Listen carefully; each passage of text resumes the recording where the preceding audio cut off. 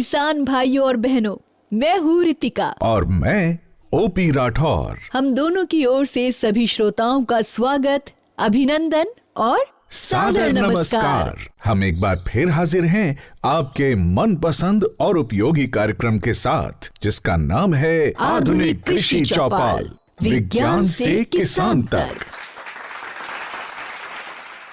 ये विशेष कार्यक्रम हम आपकी नजर कर रहे हैं भारत सरकार के कृषि एवं किसान कल्याण मंत्रालय के सौजन्य से। किसान भाइयों और बहनों, इस कार्यक्रम में हम आप तक पहुंचाते हैं नई वैज्ञानिक जानकारियां और ऐसे उपाय जिन्हें अपनाकर आप अपने और अपने परिवार की आमदनी बढ़ा सकते हैं और एक समृद्ध तथा खुशहाल जीवन की ओर कदम बढ़ा सकते हैं। ऐसी उपयोगी जानकारियों और काम की बातों का खजाना लेकर हमारे साथ जुड़ रहे हैं अनुभवी कृषि वैज्ञानिक, और इनसे अपनी जिज्ञासाओं, अपने सवालों का समाधान जानने के लिए हमारे साथ प्रगतिशील किसान भी हैं। श्रोताओं, आज की आधुनिक कृषि चौपाल में हम मुख्य रूप से बात करेंगे मखाना की। मखाना यानी बिहार की एक ऐसी प्रमुख फसल जिसमें किसानों की आमदनी बढ़ाने की भरपूर संभावनाएं मौजूद हैं। श्रोताओं, जैसा कि आप सभी जानते हैं कि मखाना एक जलीय फसल है। इसे तालाबों, पोखरों आदि में उगाया जाता है। इसके कटीले बीजों की प्रोसेसिंग यानी प्रसंस्करण से तैयार होता है मखाना यानी लावा, जिसे हम सब बड़े चाव से खाते हैं। पोषण में भरपूर होने के कारण इसे आजकल सुपर फूड भी कहा जाता है। इसलिए घरेलू और वैश्विक बाजारों में मखाना की मांग लगातार बढ़ती जा रही है। इस अवसर का आर्थिक लाभ किसानों तक पहुंचाने के लिए भारत सरकार ने बिहार में मखाना बोर्ड गठित करने का फैसला लिया है। इसके जरिए मखाना का उत्पादन, प्रोसेसिंग और इसके उत्पादों के निर्माण को बढ़ावा दिया जाएगा। साथ ही मखाना और इसके उत्पादों को घरेलू और वैश्विक बाजारों तक पहुंचाने के लिए मार्केटिंग में भी मदद की जाएगी। बिल्कुल। किसान भाइयों और बहनों, सबसे बड़ी बात ये है कि आपको मखाना की आधुनिक खेती और प्रोसेसिंग के लिए तकनीकी सहायता और प्रशिक्षण भी दिया जाएगा, और मखाना की खेती करने वालों के किसान उत्पादक संगठन यानी FPO बनाए जाएंगे। इससे किसानों का लाभ और आमदनी बढ़ेगी। आपको ये भी बता दें कि बिहार के दरभंगा में भारतीय कृषि अनुसंधान परिषद यानी ICAR का राष्ट्रीय मखाना अनुसंधान केंद्र कार्य कर रहा है, जहां मखाना की खेती से जुड़े लगभग सभी पहलुओं पर वैज्ञानिक अनुसंधान किया जाता है और उसके उपयोगी नतीजे किसानों तक पहुंचाए भी जाते हैं। किसान भाइयों और बहनों, हमारी आज की कृषि चौपाल में हमारे साथ जुड़ रहे हैं इसी राष्ट्रीय मखाना अनुसंधान केंद्र के अनेक वैज्ञानिक, जो हमें मखाना की खेती से जुड़े अनेक तकनीकी पहलुओं पर उपयोगी जानकारी देंगे। तो सबसे पहले बात करते हैं इसी केंद्र के वरिष्ठ वैज्ञानिक डॉक्टर मनोज कुमार से। डॉक्टर साहब, बिहार में ऐसा क्या खास है जिससे यहाँ मखाना की खेती खूब फलती फूलती है?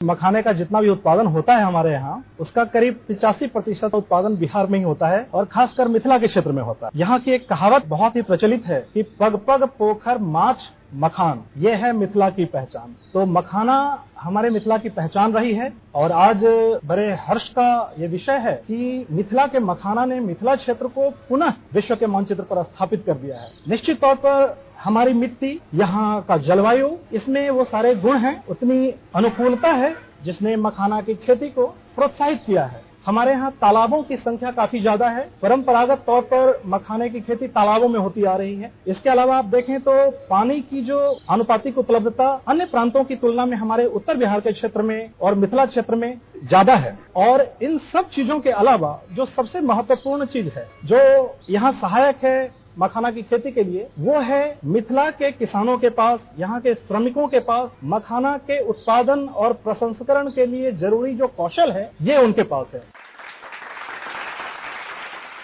डॉक्टर साहब, हमारे साथ एक किसान भाई हैं राम प्रसाद जी। इनका एक सवाल है आपसे। मखाना उत्पादन बढ़ोतरी में क्या नई तकनीकी बदलाव किए गए हैं जिससे हम लोगों को ज्यादा से ज्यादा मुनाफा हो सके? पहला जो सबसे महत्वपूर्ण तकनीक है जो विकसित की गई है हमारे राष्ट्रीय मखाना अनुसंधान केंद्र के द्वारा, वो है स्वर्ण वैदेही वैरायटी का विकसित होना। स्वर्ण वैदेही एक उच्च उत्पादन क्षमता वाली किस्म है जिसमें 28 से 30 क्विंटल प्रति हेक्टेयर उत्पादन की क्षमता है। परंपरागत तौर पर जब हम तालाब में मखाने की खेती करते थे तो हमारी जो उत्पादकता होती थी 14 से 16 क्विंटल प्रति हेक्टेयर होती थी, लेकिन हमारी जो किस्म है स्वर्ण वैदेही, अगर इसकी खेती आप करते हैं तो 28 से 30 क्विंटल प्रति हेक्टेयर तक आप उत्पादकता प्राप्त कर सकते हैं। इसके अलावा जो दूसरे बदलाव हुए हैं वो कि परंपरागत तौर पर जहां तालाबों में खेती होती आ रही थी, अब खेत पद्धति से इसकी खेती संभव हो पाई है। कम पानी में, 1 फीट पानी में, 1.5 फीट पानी में अब आप मखाने की खेती बहुत ही सुगमता पूर्वक कर सकते हैं। इसके अलावा आप देखें तो पौध संरक्षण की नई तकनीक, भूमि एवं जल संरक्षण की तकनीक, इसके अलावा पोषक तत्वों के प्रबंधन की तकनीक विकसित की गई है और इन सब चीजों के अलावा भारी संख्या में हमने किसानों को तकनीकी प्रशिक्षण भी दिया है। आप देखें तो पिछले 5 साल में 3000 से ज्यादा किसानों को हमने प्रशिक्षित किया है मखाना की खेती के लिए, मखाना के प्रसंस्करण के लिए और बाकी जो जरूरी तकनीकी सहयोग है वो हमने उनको प्रदान किया है। इन सबों के मद्देनजर हाल के समय में मखाना की खेती का तेजी से विस्तार हुआ है और साथ ही साथ आप जैसे जो अन्य किसान हैं मखाने की खेती में संलग्न हैं, उनकी आमदनी में भी आशातीत बढ़ोतरी हुई है। हमारे साथ हैं एक किसान, इनका भी एक सवाल है। सर, मेरा सवाल है कि मखाना उत्पादन बढ़ाने के लिए किन उन्नत किस्मों को चुन सकते हैं? इस अहम सवाल का जवाब लेते हैं डॉक्टर BR जेना जी से, जो राष्ट्रीय मखाना अनुसंधान केंद्र के वरिष्ठ वैज्ञानिक हैं। जी जो मखाना का पहले वैरायटी है वो हमारे research centre, national research centre for makhana से 2006 में निकाला गया है। वो वैरायटी अच्छा वैरायटी है। उसका उत्पादन का जो क्षमता है वो 27 क्विंटल से लेकर 30 क्विंटल पर हेक्टेयर होता है और इसका जो प्रोटीन परसेंट है 8.0% से लेकर 8.5% तक प्रोटीन मिलता है। और इसके अलावा ये जो वैरायटी है इसमें कार्बोहाइड्रेट और जो मैग्नीशियम, कैल्शियम ये भी अच्छा मात्रा में पाया जाता है। ये वैरायटी अभी बिल्कुल जो फील्ड वाला जो मखाना का कल्टीवेशन होता है उसमें ज्यादा प्रयोग किया जाता है और ये वैरायटी ये बहुत लोकप्रिय है और ये वैरायटी को अगर अपनाएंगे तो आपका जो आमदनी है उसमें बढ़ोतरी होगा। और अब हमारे साथ जुड़ रहे हैं राष्ट्रीय मखाना अनुसंधान केंद्र के वरिष्ठ वैज्ञानिक डॉक्टर SM राउत जी। डॉक्टर साहब, क्या किसी जलाशय में मखाने की खेती के साथ मछली पालन भी किया जा सकता है? इससे किसानों को क्या फायदा होगा?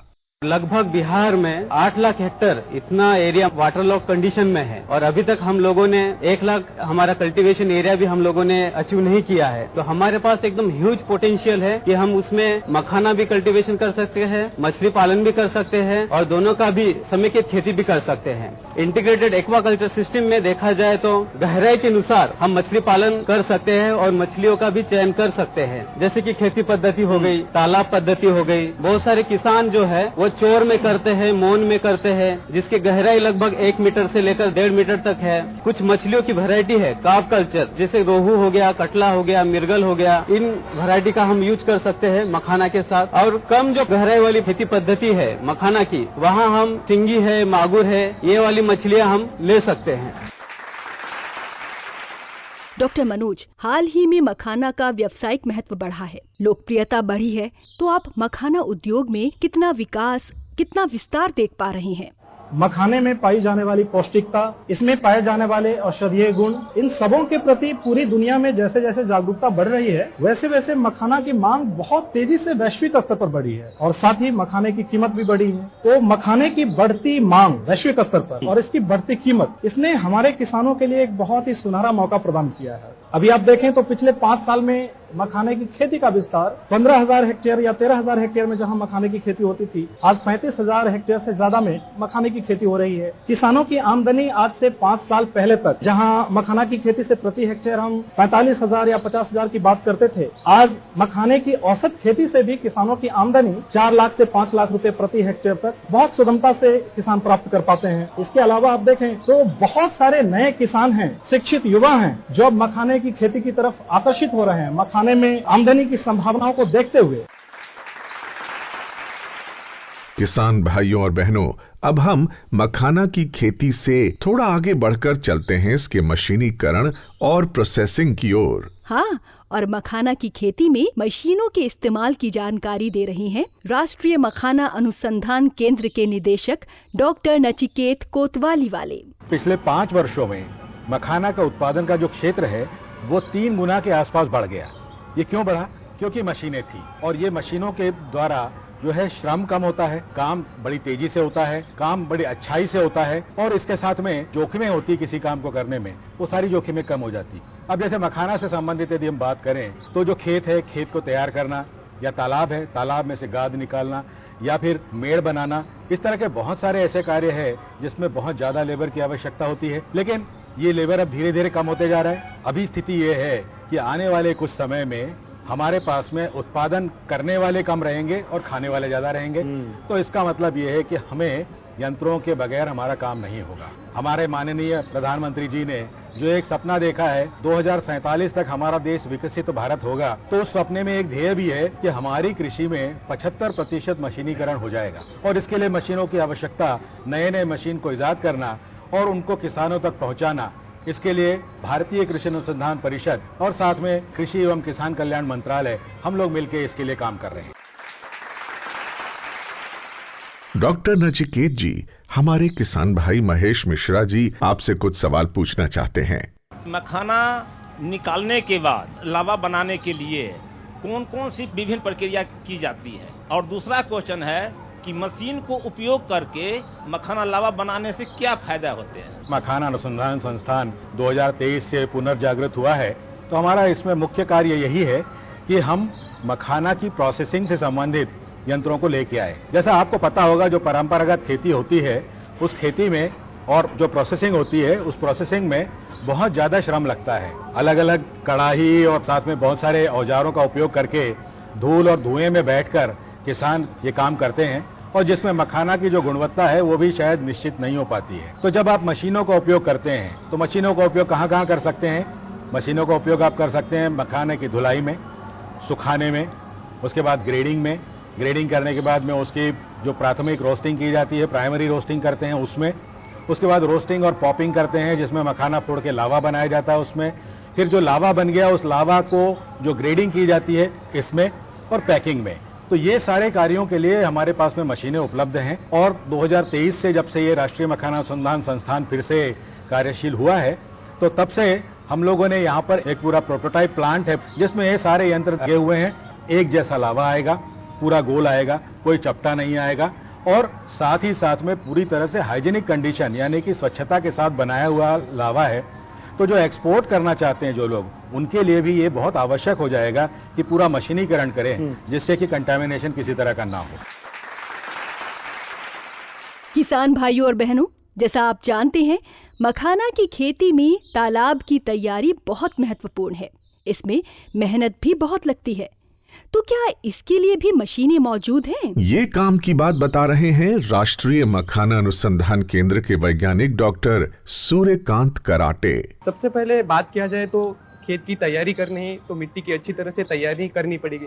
इसके लिए हम प्राथमिक जुताई, द्वितीयक जुताई, पडलिंग यानी कि कीचड़ में गीली जुताई कर सकते हैं। प्राथमिक जुताई में हम ट्रैक्टर के साथ कुछ हल है जैसे कि यम्बी प्लाव है, डिस्क प्लाव है, उसका उपयोग करके मिट्टी को अच्छी तरह से तैयार कर सकते हैं। उसके बाद द्वितीयक जुताई हम कर सकते हैं। इसमें कुछ साधनों जैसे कि डिस्क हैरो है और कल्टीवेटर है, उसका उपयोग ट्रैक्टर के साथ करके हम मिट्टी को अधिक भुरभुरा बना सकते हैं। इसके साथ हम मिट्टी की खरपतवार का भी नियंत्रण कर सकते हैं। उसके बाद मखाना के पौधों को लगाने के लिए और अच्छा और उपयुक्त बेड बनाने के लिए हम गीली जुताई यानी कि पडलिंग करते हैं। उसकी वजह से पौधों का जो वृद्धि होता है, विकास होता है, बहुत अच्छे तरीके से होता है। यदि छोटे तालाब है, छोटे छोटे खेत है तो हम ट्रैक्टर की जगह पे पावर टिलर का भी उपयोग कर सकते हैं। यदि हमें तालाब बनाना है, खेत से मिट्टी की खुदाई करना है तो आज बहुत सारी अर्थ मूविंग मशीन है जिसका हम उपयोग करके ये सारे काम आसान तरीके से कर सकते हैं।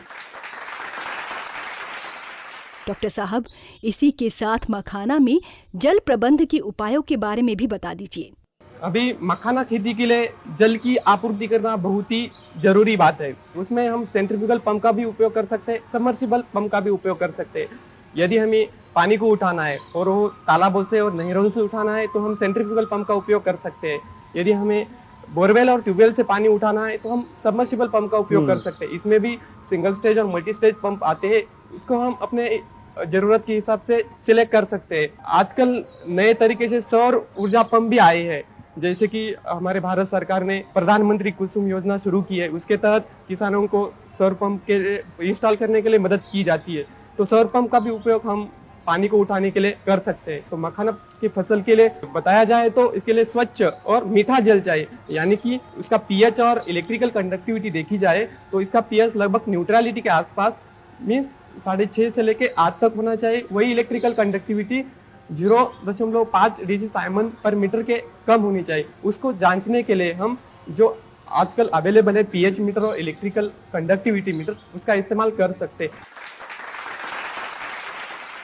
श्रोताओं, अन्य फसलों की तरह मखाना की फसलों को भी कीड़ों से नुकसान पहुंच सकता है। चूहे भी इसे नुकसान पहुंचाते हैं। तो इस नुकसान से कैसे बचा जाए, क्या उपाय किए जाएं? ये उपयोगी जानकारी दे रहे हैं राष्ट्रीय मखाना अनुसंधान केंद्र के वैज्ञानिक डॉक्टर विनोद कुमार पसला जी। जैसे अन्य फसलों में कीड़ा लगता है, हमारा मखाना के खेतों में कीड़ा का बहुत सारा नुकसान पहुंचा सकता है। खासकर देखा जाएगा तो हम नर्सरी स्टेज से लेकर फ्लावरिंग स्टेज तक ये नुकसान देखने के लिए ज्यादा मिलता है। जैसे कुछ कीड़ा है, जैसे उसका बुरा असर पड़ता है हमारा उपज में और उसका मखाना गुणवत्ता में। जैसे लाही, उसको माहू भी बोलते हैं। इसको ये नर्सरी स्टेज में दिसंबर से लेकर मार्च तक ये उसका प्रकोप मिलता है।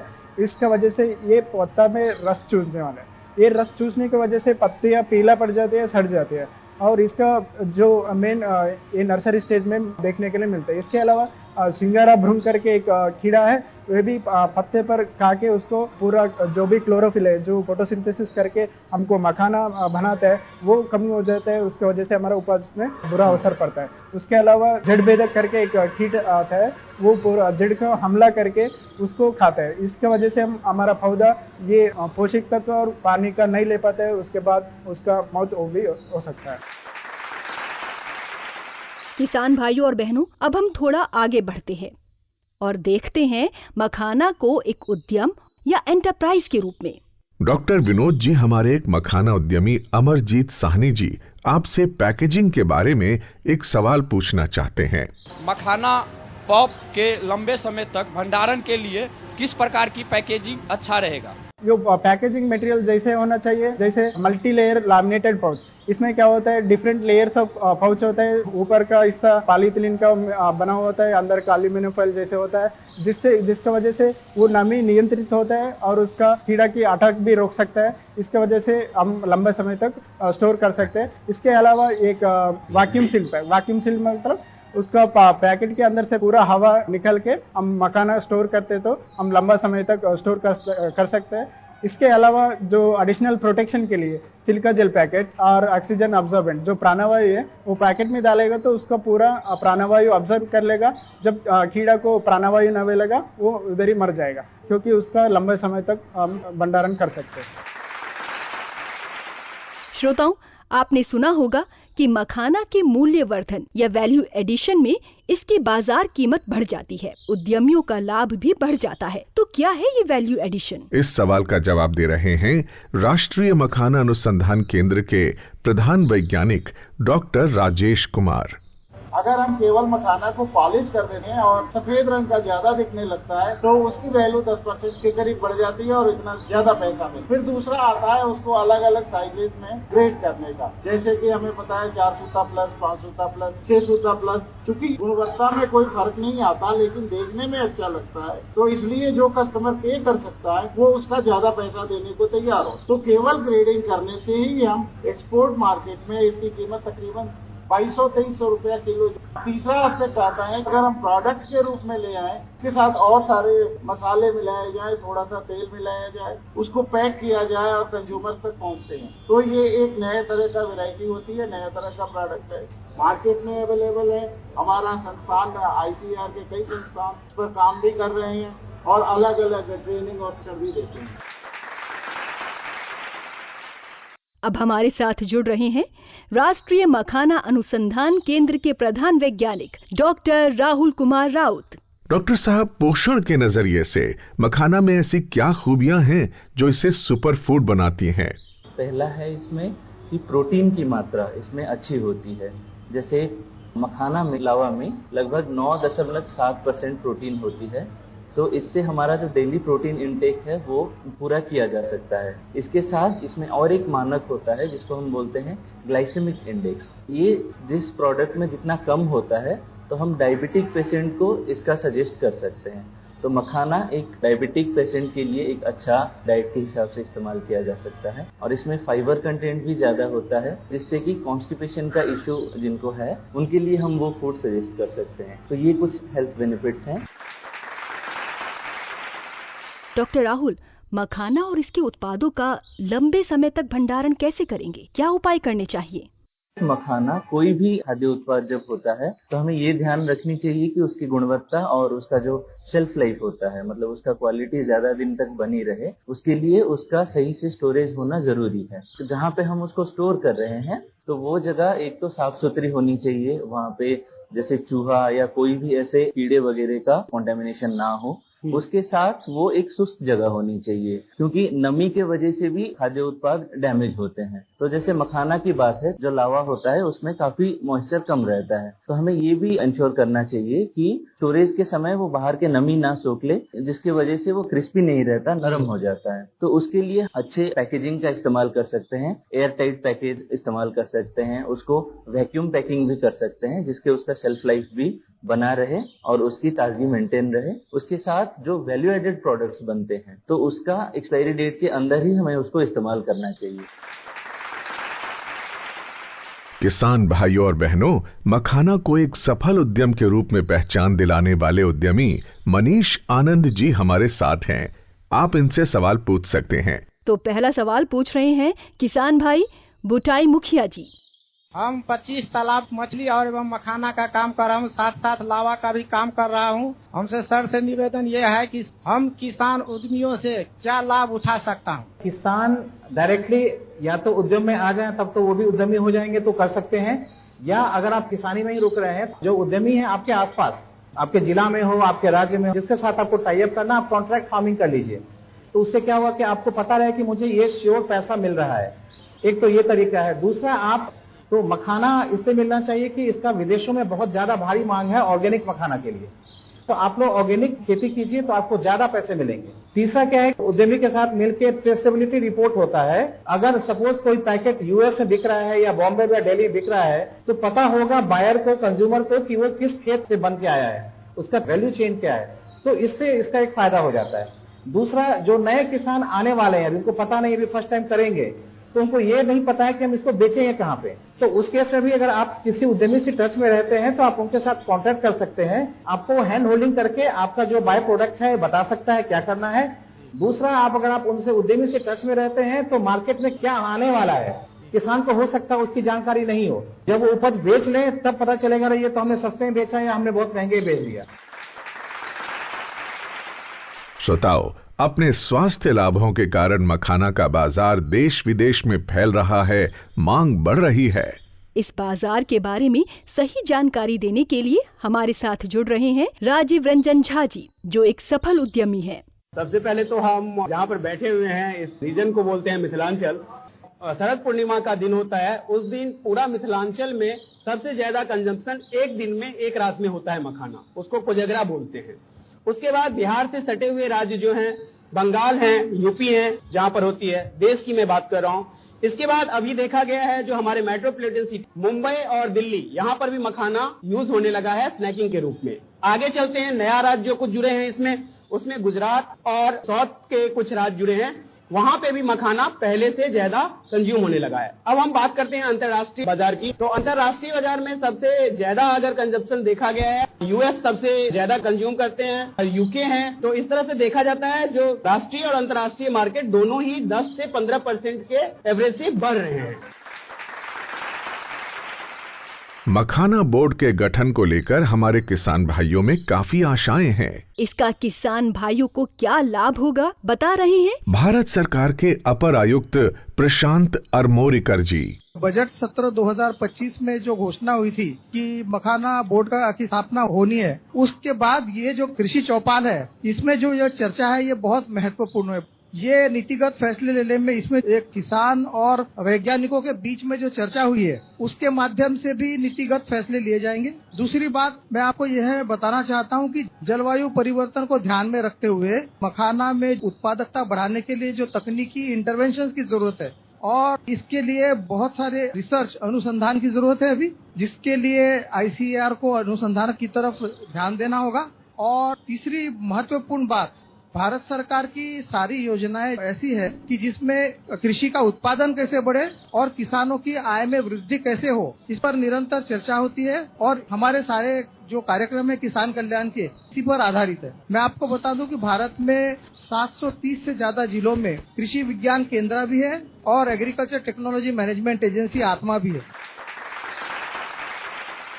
डॉक्टर राजेश जी, एक सवाल है आपसे।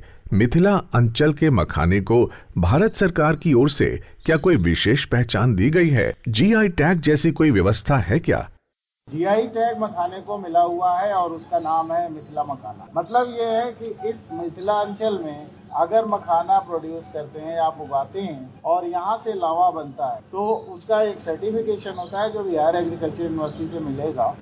वो अगर आप लगाते हैं उसके साथ तो ये आपकी पहचान, अगर अमेरिका में वो मिल जाता है तो उस पर लिखा हुआ रहेगा कि ये मिथिला मखाना है और मिथिलांचल से है, तो ये आपकी पहचान को वहां तक पहुंचाता है। आज हमारे साथ ML कॉलेज दरभंगा के पूर्व प्रधानाचार्य डॉक्टर विद्यानाथ झा भी हैं। डॉक्टर झा, आप मखाने की पौष्टिक खूबियों, इसके स्वास्थ्य लाभों को किस तरह देखते हैं? इसमें जो प्रोटीन है करीब 10% के आसपास होता है और लोगों ने भी कहा है, लेकिन इसकी जो गुणवत्ता है, जैसे मैं कहता हूँ कि हम चावल के साथ दाल मिला के खाते हैं, सब्जी मिला के खाते, केवल चावल खा के जिंदा नहीं रह सकते, केवल दाल खा के जिंदा नहीं रह सकते, हमें मिला के खाना पड़ता है बैलेंस्ड फूड के लिए। और भी चीजें जो जरूरी है भोजन में सब खाना पड़ता है। वो इसलिए है कि प्रोटीन बना हुआ होता है अमीनो अम्लों से। जैसे हमारा घर बना हुआ होता है ईंटों से, उसी तरह से प्रोटीन बना हुआ होता है अमीनो अम्लों से। और कुछ अमीनो अम्ल ऐसे होते हैं जो कि हमारा शरीर नहीं बनाता है, वो किसी भोज्य पदार्थ में कितनी उसकी मात्रा है उससे उसका मूल्य आंका जाता है। तो मखाने में आवश्यक अमीनो अम्लों का अनुपात है वो 90 के आसपास है, जो कि इसको मछली, मांस, अंडा के समकक्ष बनाता है। एंटी डायबिटिक कंपाउंड अभी हाल में HbAC, हाइड्रोक्सी बेतुलिनिक एसिड, बीटा कैप्राइलेट, ये कंपाउंड आइडेंटिफाई कर दिया गया है। तो ये डायबिटीज में है, हृदय रोगों में गुणकारी है। तो हम इसको सोयाबीन की तरह न्यूट्रास्यूटिकल बोलते हैं। केवल न्यूट्रास्यूटिकल मतलब खाद्य औषधि है, खाद्य भी है और औषधि भी है। यहाँ तक कि इसका जो खपड़ुइया है, सीड कोट, उसमें बहुत सारे एसेंशियल फैटी एसिड्स मिले हैं। जैसे अमीनो एसिड्स हमारे लिए आवश्यक है, हमारे लिए फैटी एसिड भी आवश्यक है। और जो फैटी एसिड हमारा शरीर नहीं बनाता है वो इसके सीड कोट में है। किसान भाइयों और बहनों, मखाना पर हुई इस रोचक और उपयोगी चर्चा में बात करते करते समय का पता ही नहीं चला। हाँ बिल्कुल। और अब हम वहाँ पहुँचे हैं आधुनिक कृषि चौपाल के आखिरी पड़ाव यानी समापन की ओर। आशा करते हैं कि हमारे किसान भाई वैज्ञानिकों द्वारा दी गई उपयोगी जानकारियों का लाभ उठाएंगे, नए उपायों को अपनाएंगे और अपनी आमदनी बढ़ाकर समृद्धि की ओर अग्रसर होंगे। आधुनिक कृषि चौपाल से जुड़कर किसान भाइयों को बहुमूल्य सलाह देने के लिए हम सभी वैज्ञानिकों के प्रति आभार प्रकट करते हैं। और हम धन्यवाद देते हैं उन मखाना उद्यमियों को भी जिन्होंने किसानों को सफल उद्यमिता के गुर बताए। साथ ही आधुनिक कृषि चौपाल से जुड़ने वाले सभी किसान भाइयों बहनों और श्रोताओं के भी हम आभारी हैं। श्रोताओं, इस विशेष कार्यक्रम को और अधिक रोचक और उपयोगी बनाने के लिए हमें आपके सुझावों और मार्गदर्शन की जरूरत है। कृपया ईमेल भेजकर